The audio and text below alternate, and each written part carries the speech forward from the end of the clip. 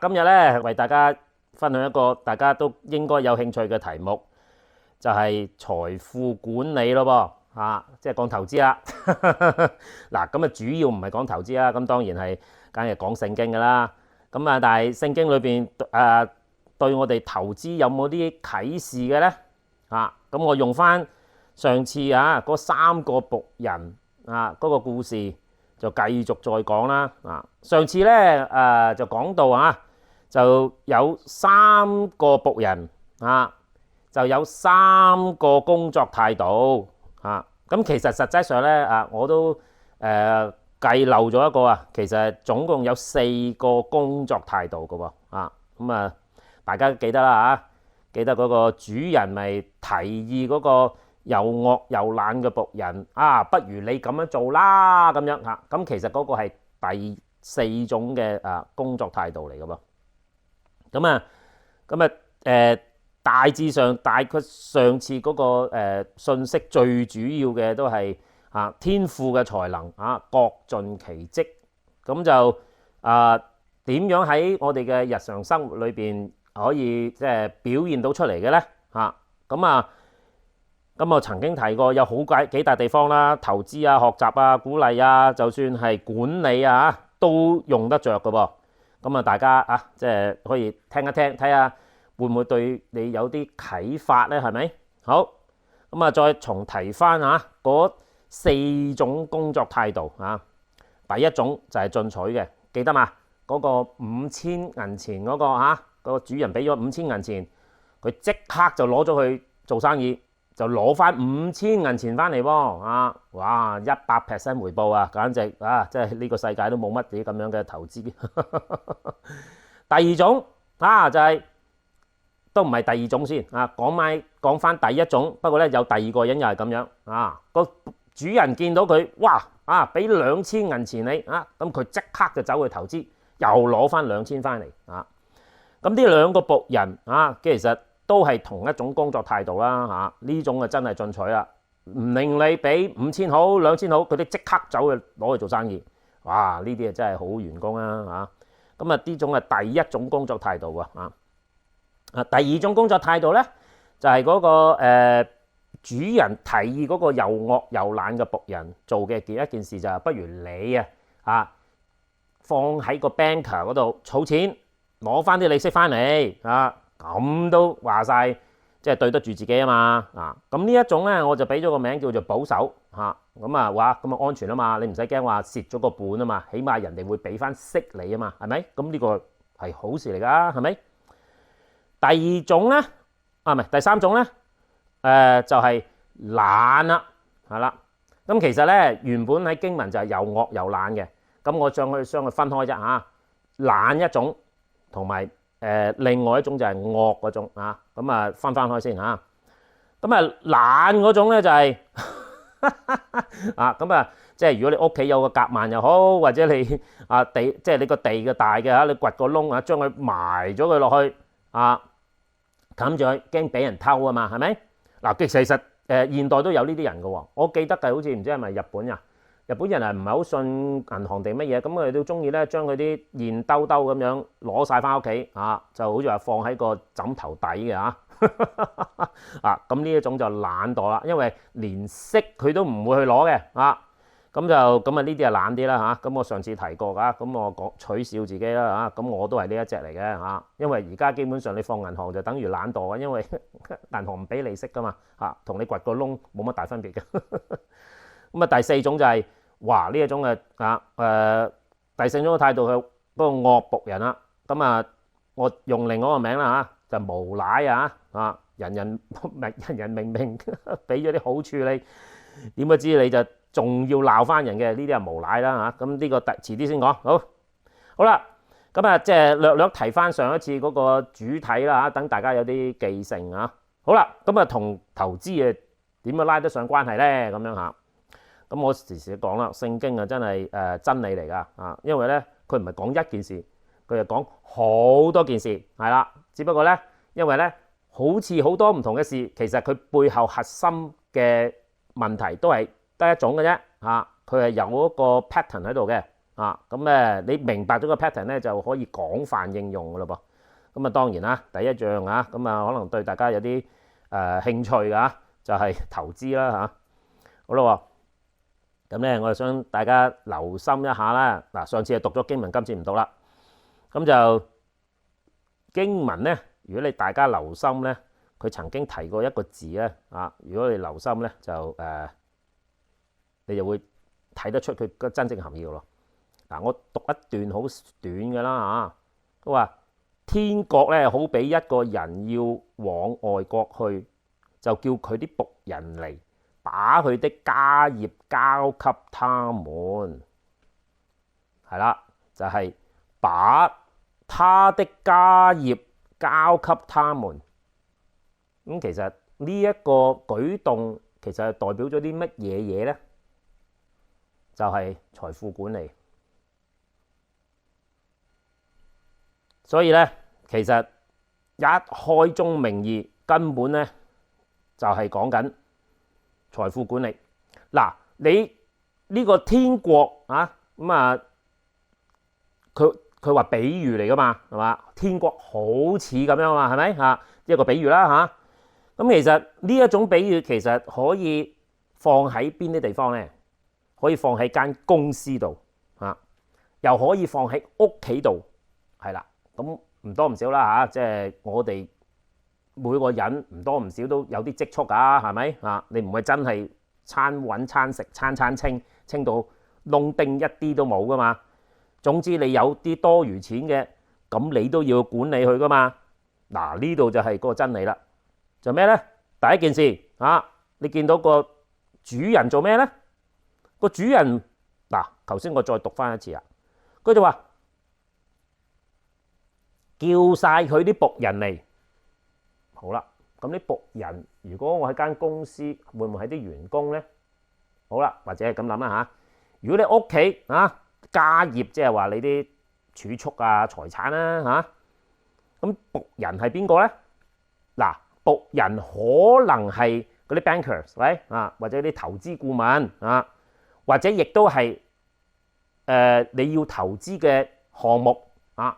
有人就買賣房產啊，買嚟收租啊，嗰啲叫 passive income 啦嚇，被動收入。或者你又中意買啲收息嘅股嚇，咁你又買咗啲股票翻嚟，佢每一隔一段時間佢又俾啲股息你嘅噃嚇，咁呢啲都係嘅喎，都可以係僕人嚟嘅喎，係啦。咁所以咧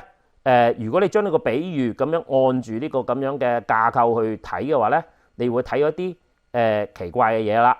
啊，唔係奇怪，係有趣嘅嘢啊！咁即係點解咧？你要問啊，究竟頭先嗰3兜油究竟代表咩咧？係啦，咁而家咧就為大家嚇做一少少分析啦嚇，咁即係解經咯。好啦，第一樣咧就係分散投資，係啦。嗱，點解個主人嗱你會睇得出一樣嘢？佢唔係俾晒一個人嘅喎啊！咁如果你俾嘅話啊，你都唔會俾最尾嗰個啦，係咪啊？你嗱仲有一樣嘢喎，個主人未出門口，佢根本嗰啲僕人佢係清楚嘅喎，佢識得嗰啲僕人係做到啲咩，做唔到啲咩嘅喎啊，佢能力去到邊係知嘅喎。咁所以咧，佢冇將佢所有家產放晒喺一個人身上，係啦，佢放喺幾個人身上啊。咁呢個咧就係分散投資啦。好啦，咁到翻嚟啊，即係我哋個投資世界，即係代表咩咧嚇？咁啊 ，well，咁啊嗱，有啲你可以考慮嘅嚇。嗱，我唔係叫你咁做啊，我亦都唔識點樣太多嘅即係財務分析啊，或者之類嘅嘢啊。咁你自己即係我知道，只係順帶提一提啫嚇，你可以考慮嘅啊。譬如話啲共同基金啊、ETF 啊，嗱呢啲都係好 diversify 嘅嚇。咁你最 diversify， 譬如話比較出名啲嗰個啦，就係Standard and Poor 500嚇，即係佢有500間公司嘅嚇，咁就基本上 S&P 500基本上係成個美國嘅經濟指標嚟㗎啦，差唔多嚇。以前就係Dow Jones啦，而家有 S&P 500啦嚇，仲有 Nasdaq 啊 ，Nasdaq 就係啲新創嘅工業啦嚇。咁所以其實呢3個指數基本上都可以話到俾人聽，就係話究竟美國而家個經濟如何嘅咯喎啊！冇嘢㗎，嗰班人攞咗啲人嘅投資嘅錢去做生意啊嘛，咪好似嗰個5000銀錢嗰個咯，佢攞咗你啲錢咪走去做生意咯啊！做完賺到錢翻嚟咁咪同你分咯，就係咁簡單啫嘛，係咪啊？呢個咧就係 diversification 啊，分散投資啊，咁啊第一個學習啦嚇，聖經都係咁講，咁咪照講啦嚇。咁啊第二樣嘢啊嗱，我未講第二個之後咧，我想提一提啊呢一個 master 啊，即係話佢未走之前，佢做咗功課噶啦嚇，咁即係你投資唔可以唔做功課㗎，你唔可以當賭錢咁啊升升落落咁，你好似當玩即係老虎機咁樣，呢個就唔係喎嚇。你冇發現嗰個個老闆啊，即係未走之前，佢冇叫即係是是但但好似掟骰仔咁樣分咗佢啲家產俾嗰啲僕人嚇，佢唔係咁嘅喎，佢有條理嘅喎嚇。呢個就5000，呢個就2000，呢個1000啊！你睇佢做唔做到嘢噶嘛？即係咧，其實即係嗰個即係唔係個主人啊，一早咧就已經做咗功課噶啦。你唔可以盲目咁樣投資嘅喎啊！咁所以咧一定要做功課。如果唔係，你都唔知點樣分啦，係咪？好啦，第二樣嘢咧就係分配係啦 ，allocation 啊。咁好啦，咁其實好多地方投資啊嘛嚇，咁啊有人中意嗰啲不動產啊，或者你買間屋翻嚟，然後租出去啊收租咁樣，咁啊好多人都咁做㗎嚇，即係好多細叔伯都咁做啊。有陣時我叫啲細叔伯叫村長咧，佢成條街俾佢買咗啊。咁其實呢個度係一個好嘅策略嚟嘅嚇。咁啊當然你要睇翻個地區啊、經濟啊、所有其他嘅事啦。咁其實嗰個被動收入係夠佢可以愛嚟退休用嘅嚇。咁咁呢個分配好重要啊。嗱，你睇啦，經文又話，嗰個有5000能力嘅人，我俾5000；有2000嘅能力嘅人，我俾2000；有1000能力嘅，我俾1000。咦？即係話個主人一早已經知道佢哋嘅能力喺邊。好啦。呢一種能力啊，喺我哋投資度代表咩呢？就係佢哋嘅管理層啊，公司嘅管理層係啦。哇，嗱咁話晒，我都算係學咗一段時間啦。嗰個 Warren Buffett 啊，佢講得好好嘅啊。其實應該係上次定上兩次，佢曾經喺佢嗰個年報嗰度啊。當佢表達或者去解釋佢投資策略嗰陣時候，同埋尤其是佢做錯決定嗰陣時候嘅情況嗰陣時候咧，佢都係講一樣好重要嘅嘢嘅。咁當然股價上落啊，或者佢賺錢呢個係絕對㗎啦嚇。但係有樣嘢更重要嘅，比呢樣更重要嘅就係咩咧？就係佢嘅管理層啦。因為嗱老實講，就算我俾隻可以使到萬年船嘅船啊，隻船可以行萬里路10000年嘅啊，俾咗你揸，你估下你揸唔揸到10000年啊？因為咧有句説話，小心駛得萬年船。究竟係邊一個咁小心去使嗰隻船咧？嗰個船長緊要啊嘛。所以咧重點咧，嗰盤生意係咪好生意？當然。一隻好嘅船，一盤好嘅生意需要一個掌舵嘅人，而去小心去揸嗰隻船，你先至有機會揸到10000年。你唔小心兩嘢就撞埋去，即沉係啦。咁所以個管理層係個好重要嘅因素啊，因為咧隻船就死嘅，個人就生嘅，要睇情況，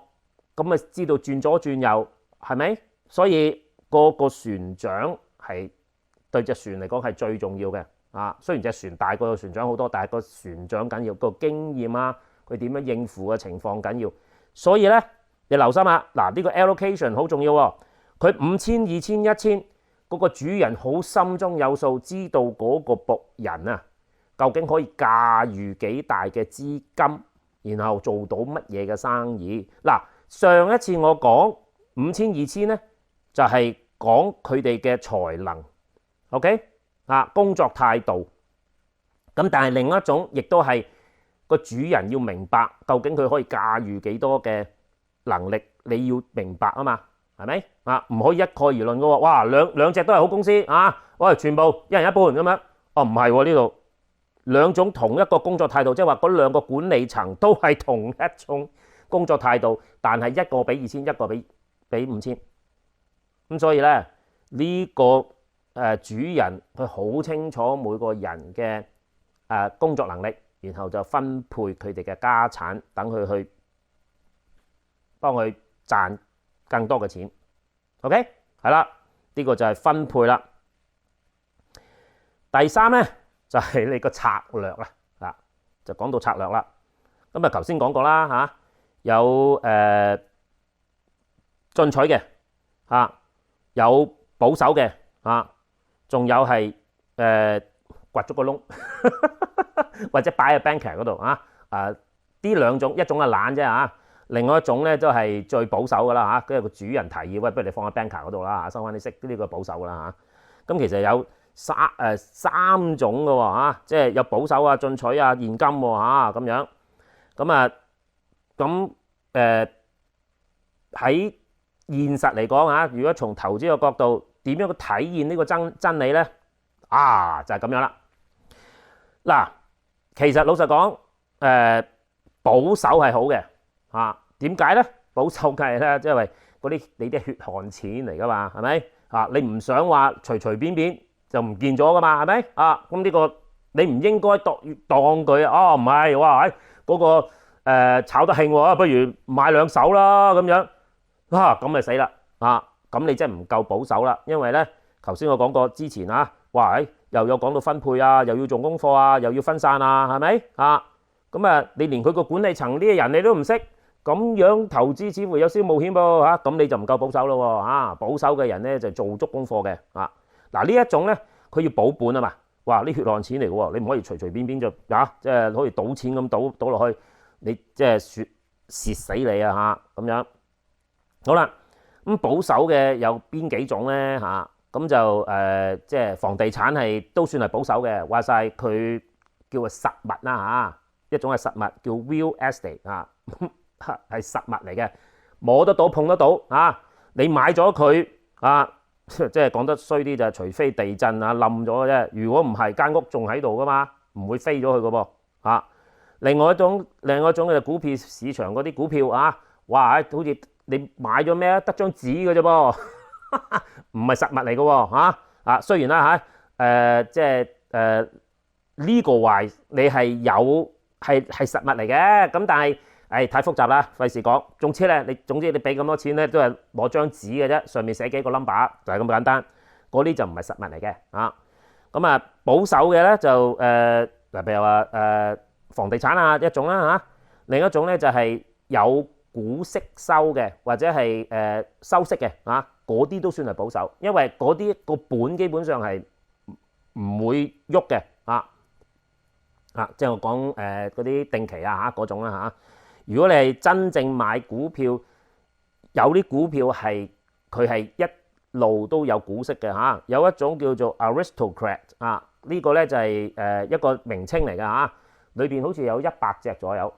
咁點樣可以 qualify as 喺呢一個算做Aristocrat 嘅股票裏邊咧？就係佢一定要每一年都要賺錢，唔淨止要賺錢，仲要派息，唔淨止要派息，仲要不斷增加佢派息嘅數目，要長達起碼10年到20年，即係話咧佢個業績係好平穩，慢慢增長嘅，先至可以話係 Aristocrat 呢種咧就係主要係一種收股息嘅嘅股份啦，可以咁講咁呢一種咧就算係保守噶啦咁如果你即係其實 S&P 500都算係保守嘅咁即係類似咁嘅嘢啦咁呢啲就保守嘅，因為你唔想你個本蝕咗嘛。仍然即係我唔係勸大家投資股票市場，只不過話就算你係房地產都會有升有跌㗎即係我唔係建議咁即係只係講開嚟講，即係話呢種叫保守嘅策略係啦。好啦，另外一種就進取嘅策略進取嘅策略就係咩咧？即係話你見到一間公司有潛質，佢就唔會派息㗎，因為佢通常都係好比較陰啲嘅公司啦嚇，佢就唔派息嘅嚇。但係咧就因為佢生意越做越好，變咗咧佢嗰個股價咧就越嚟越升啦，係啦咁樣。嗱呢一種就算係進取，因為咧因為如果嗰間即係話晒嚇，你話後生嘅公司萬一佢行差踏錯，佢做錯決定，哇！佢股價可能一跌到跌一半，或者跌到好犀利嘅喎嚇，好多呢咁公司，咁你要小心咯喎。咁好啦，咁你話進取啦，咁應該即係點樣嚟做一個策略咧？就係嗱有一個策略其實有好多唔同嘅策略即係嗰啲個係我嘅建議，即係你將保守賺翻嚟嘅錢就放喺啲進取嘅地方因為點解咧？就算佢蝕到你渣都唔認得冇晒，你都唔會蝕咗個本啊嘛。咁但係你亦都可以即係leverage 佢，就係佢賺錢嘅話，你都亦都同佢一齊enjoy 個 benefit， 就好似個經文咁enjoy the happiness with your master together， 係咪咁進取可以用呢種方式，而又用翻保守嘅策略去賺翻嚟嘅錢去做進取啦咁你又可以補翻個本，補翻自己個本啊嘛，係啦。咁即係呢個基本上係講策略嘅嗱。第三種就係現金啦即係頭先講嘅話，你掘個窿或者走去 banker 度儲起佢咁樣，咁呢叫後備喎呢個好重要添。點解嗰個後備咁重要咧？主要就係我嚟做緩衝嘅即係萬一嗰個即係你睇錯咗啦你以為佢即係應該係咁樣走，點不知佢就調轉頭走嘅話咧，你就要靠現金嚟做一個後備。去補充翻去調節翻你嗰個策略嘅失誤。咁其實整體上咧都係一個策略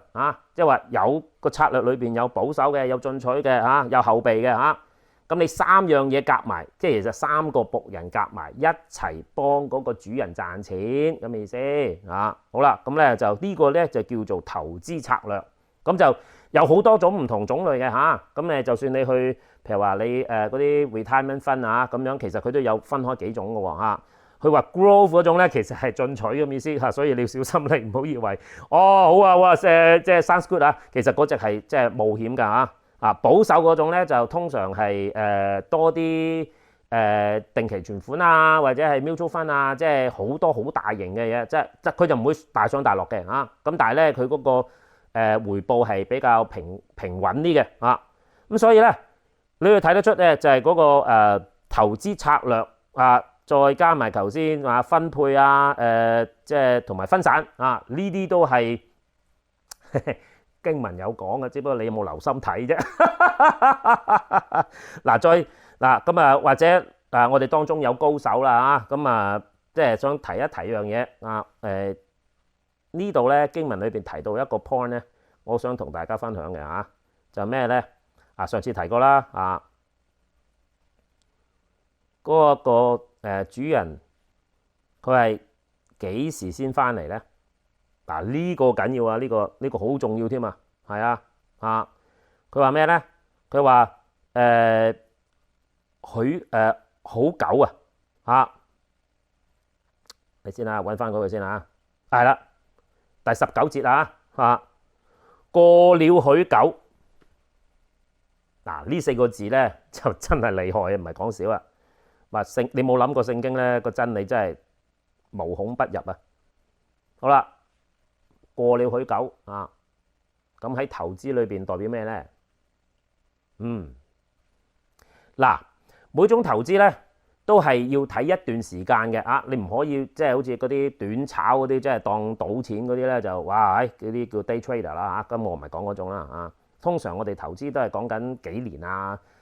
年10年咁樣噶嘛咁所以咧係許久啊嘛咁喺我哋譬如話投資呢個環境裏邊，有邊一個 number 代表許久嘅咧就係所謂嗰個 P/E ratio 啦。P/E ratio 咧係一個 number 嚟嘅，佢冇單位嘅其實佢有單位，只不過咧係隱含咗個單位，大家唔知嘅啫。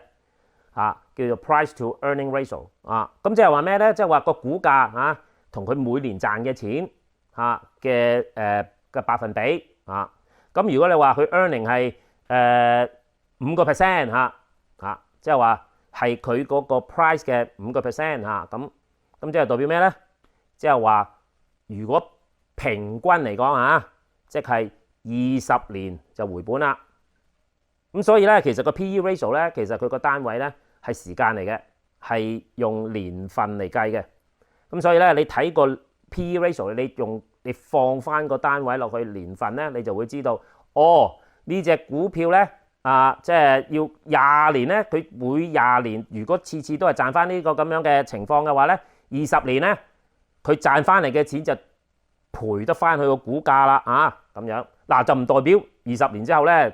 你就賺咗即係100% 喎唔係咁計㗎你要計嘅要用另一個 number 計。不過我即係提一提咧，其實聖經講話過了許久呢個時間咧係如果你從投資角度，其實就係 P/E ratio。好係咪好厲害咧？聖經真係厲害，唔係講笑所以大家要即係要留心啲聖經係俾到一個好好嘅guideline我哋，同埋佢個投資態度仲有我仲未有好多嘢未講完即係我淨係講2個字都講咁耐。好啦，咁呢一個用投資嚟睇呢個僕人嘅故事咧，咁頭先講過啦。如果呢一個投資係睇一間公司上邊你係老闆你可以係當你啲員工係一種servant 咁嚟睇嘅咁你就要留意咯。你有冇按才適用5,000嘅就俾5,000去做，2,000嘅就俾2,000去做，1,000嗰個就俾1,000嗰個去做仲有一樣嘢呢度可能我未遲啲先再慢慢解釋記住嗰個5,000係由2,000嚟嘅喎。呢個就係你嘅 investment 啦。OK， 好啦，咁翻去聖經咧，其實我用翻廣義啲嚟講啦咁其實點樣套喺聖經上面究竟佢真正講咩嘅咧？咁其實咧，我哋人其實係神嘅後裔嚟嘅。天父嘅咧就係佢所有嘅嘢咧，其實佢係俾晒我哋嘅，係啦。咁咧，其實當天父即係當我哋出世之後即係神造人噶嘛，用佢形象造人咧，佢連佢啲財產都俾埋我哋嘅。好啦，咁咧，所以我哋有啲叫天賦才能嘅有啲人係特別叻呢樣，有啲人係特別叻第二樣嘢嘅喎。好啦，咁天父將呢啲才能交咗俾你啦亦都將佢嘅財產交埋俾我哋嘅噃咁當然有才幹啦你有冇盡力咧好似個5,000或者2,000咁樣，俾幾多你用幾多你嘅能力或者舉個例子，你好大隻即係搬嘢好容易嘅，咁你有冇去幫下其他嗰啲冇咁大力嘅人去搬嘢係咪？再加埋你啲財產都係同一樣嘅意思嘅喎。喺咁多嘢裏邊咧，有樣嘢係好重要嘅差唔多係最重要嘅。呢個差唔多係我哋做父母嘅責任最大嘅財產